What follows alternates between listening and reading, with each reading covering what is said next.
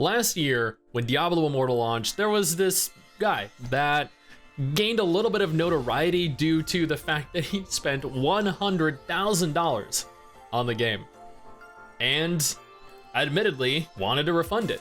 Now, this was covered on numerous different channels. I know Asmongold specifically actually reacted to it. I think at one point he even went on to talk to the guy. Maybe he had an interview with him. Maybe he responded to him via DMs or private messages. But this right here, this pales in comparison to the guy that spent $274,000 on NIKKE.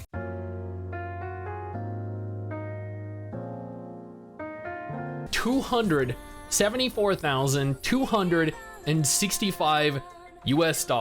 This guy is single-handedly funding NIKKE. This guy spent roughly 1/3 of what Tower Fantasy makes per month.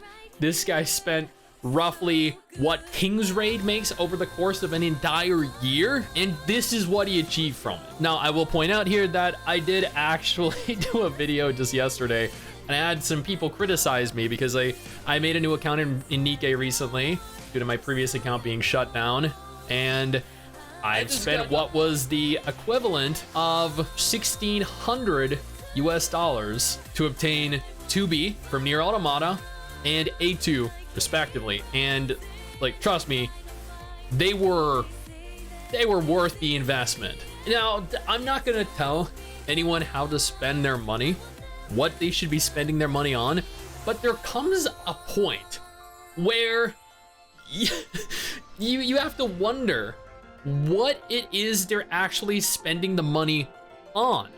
This guy is arguably the most powerful person in the entire game, not by a small margin, by a large margin. This guy does the equivalent of what the 2nd through 10th most powerful players do cumulatively. This guy is unkillable in PvP.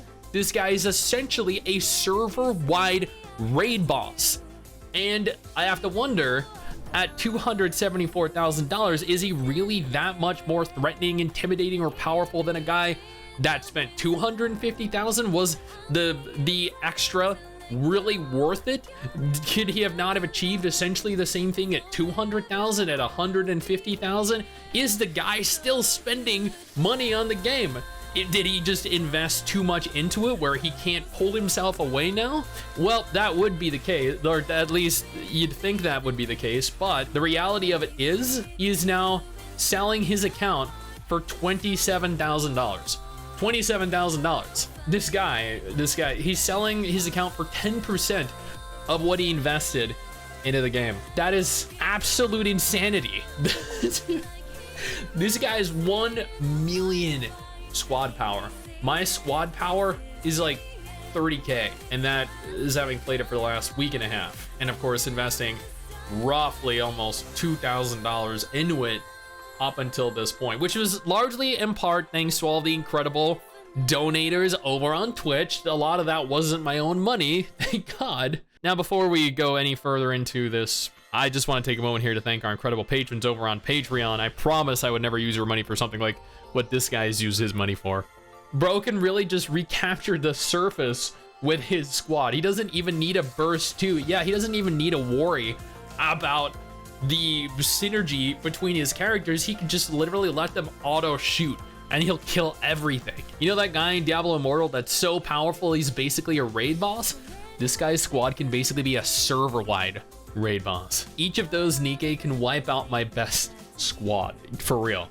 One single NIKKE from that guy could essentially wipe out some of the top players' entire squads. I wonder how long you'd need as free-to-play to beat that. You could probably never beat that, let's be honest here.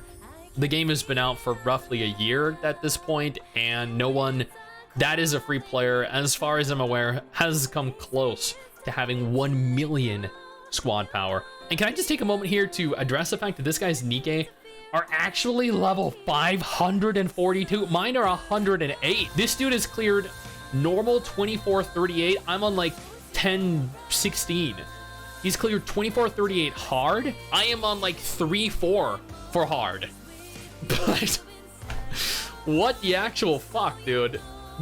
There's just no fucking way. He's been playing the game since before Shift Up even created it.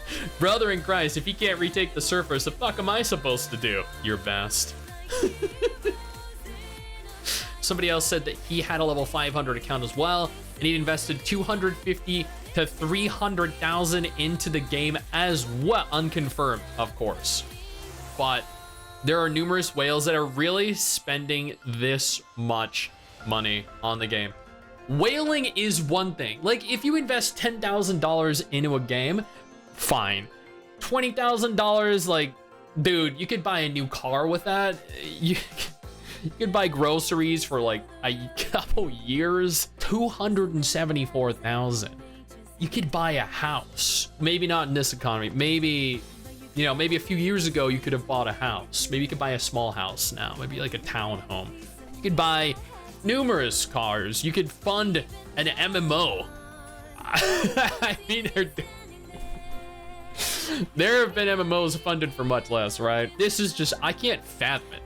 I can't. I struggle to justify paying for a VIP membership in the few games that I play. I have a VIP membership in NIKKE, in Arknights, in Punishing Grey Raven, in Guardian Tales, and in Blue Archive, and that equates to like $30 to $50 a month. And I sit there like, do I really want to spend this much money in the game? But they provide me with such a boost, such a beneficial advantage that is just honestly worth the time that I save, that I can justify it. But I mean, $274,000, and the game has been out for a year, equates to over $20,000 a month. No, there's no way I could justify that. How much money do these people have, and how much do they love the plot in this game that you can't just, you know, pay for IRL and get so much more satisfaction out of? I'm assuming, like, I don't know personally, I'm just saying, like, I assume that, you know, you could have. Now, if this didn't blow your mind and you're in the mood for another video, then I urge you to maybe go ahead and check out one of the two videos on screen right now that might fill you with a little bit more satisfaction than knowing this guy spent more money on NIKKE than you might ever earn in your entire life.